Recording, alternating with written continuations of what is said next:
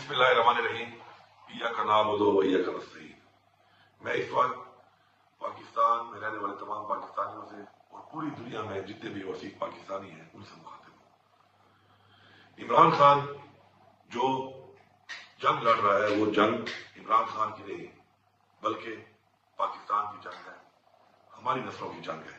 ہم سب پر یہ فرض ہے کہ اس وقت عمران خان کو جو بے گناہ قید کیا گیا ہے اور ہماری پارٹی کے ساتھ جو ظلم اور فسائیت جاری ہے اس کے لیے ہم سب نے نکلنا ہے۔ ہم سب انشاءاللہ 24 نومبر کو ڈی چوک پہ عمران خان صاحب نے ہمیں مطالبات پورے ہونے تک کا جو دھرنے کا اعلان کیا ہے، ہم سب نے وہاں پہنچنا ہے اور اس وقت تک وہاں سے نہیں جانا جب تک ہمارے مطالبات پورے نہیں ہوتے۔ ہمارے مطالبات سب سے پہلے عمران خان کی، ہماری